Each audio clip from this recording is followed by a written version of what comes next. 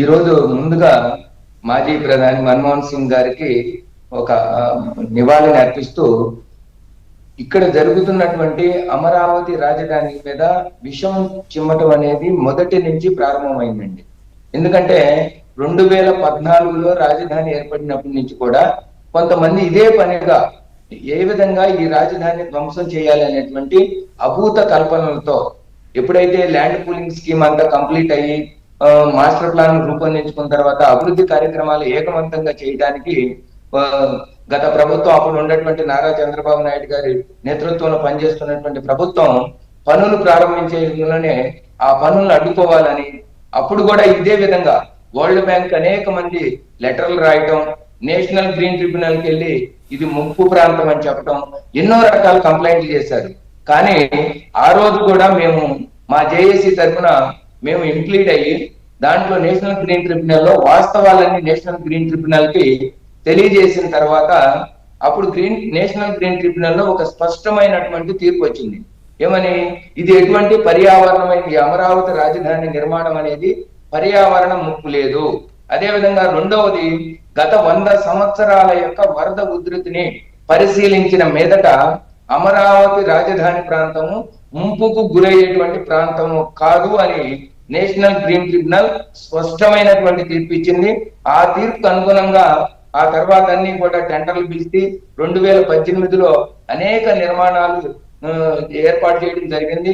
దురదృష్టవశాత్తు 2019లో ప్రభుత్వం మారిన తర్వాత ఈ యొక్క ఏదైతే దుష్ట పన్నాగంతోనే ఉండేటువంటి వాళ్ళు, రాజధాని మీద విషం కక్కేటువంటి వాళ్ళు అందరూ కూడా మళ్ళీ అధికారంలోకి రావడం జరిగింది. ఆ అధికారం ఎప్పుడైతే అధికారం వచ్చిందో వారి యొక్క పరాకాష్ట, వినాశనానికి పరాకాష్ఠగా నిర్ణయాలు తీసుకోవటం, మనమందరం మీ అందరి సహకారంతో అమరావతి ఉద్యమం వివెత్తున ప్రారంభం అవటం, అవన్నీ కూడా మనకి అందరికీ తెలిసినటువంటి అంశాలు. మళ్ళీ ఈ యొక్క ప్రజలందరూ ఏకకంఠంతో ఈ ప్రభుత్వాన్ని ఎదిరించి మళ్ళీ మనకి మంచి చేసేటువంటి కూటమి ప్రభుత్వాన్ని అధికారంలోకి తీసుకోవటం జరిగింది. కూటమి ప్రభుత్వం వచ్చిన తర్వాతే అమరావతిని మళ్ళీ ఏకైక రాజధానిగా చేస్తూ నిర్ణయం చేయడం జరిగింది. ఆ నిర్ణయం జరిగిన తర్వాత మొత్తం కూడా ఏకైక నిర్ణయం తీసుకున్న తర్వాత మళ్ళీ కార్యక్రమాలు మొదలు పెట్టడం జరిగింది. ఆ మొదలు పెట్టినటువంటి దగ్గర నుంచి మళ్ళీ విషప నాగులు మళ్ళీ బయలుదేరి అనేక అభూత కల్పనలు చెప్పడం, ఆ అభూత కల్పనతో పాటుగా ఎన్ని రకాలుగా ఈ రాజధాని నిర్మాణాన్ని ఆఫ్ చేయాలి అని మళ్ళీ వరల్డ్ బ్యాంక్ ఒకసారి చూసుకోండి, ఆన్ చేసి చెప్పండి.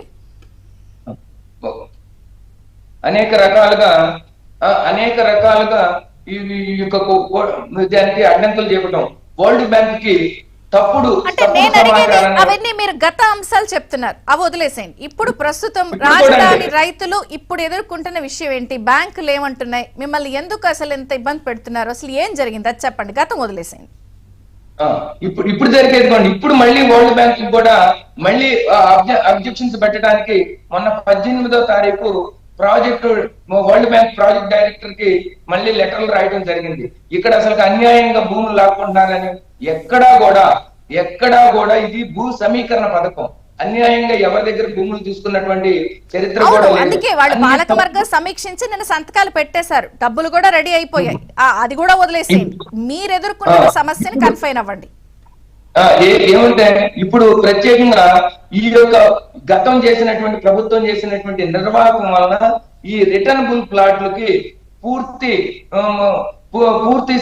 ఏదైతే దాని ఆస్తి హామీ పెట్టుకునేటువంటి అధికారం లేదు, సర్వ హక్కులు రాలేదు అనేటువంటి విధానంతో బ్యాంకులన్నీ కూడా ఈ ప్లాట్ల మీద రిటర్నబుల్ ప్లాట్లని హామీగా తీసుకొని ఎటువంటి విద్యా రుణాలు కానివ్వండి, లేకపోతే ఇల్లు కట్టుకునేటువంటి తనఖా రుణాలు కానివ్వండి, ఎటువంటి రుణాలు కూడా ఈ రోజు అందించలేకపోవడం. ఎందుకంటే వీళ్ళు పెట్టినటువంటి ఒక గత ప్రభుత్వం చేసినటువంటి జగన్మోహన్ రెడ్డి గారి ప్రభుత్వం చేసినటువంటి ఒక దుర్మార్గపు చర్యల వలన ఈ రిటర్నబుల్ ప్లాట్లు పూర్తి ఆస్తిగా ఇంకా భావించబడట్లేదు బ్యాంకులు.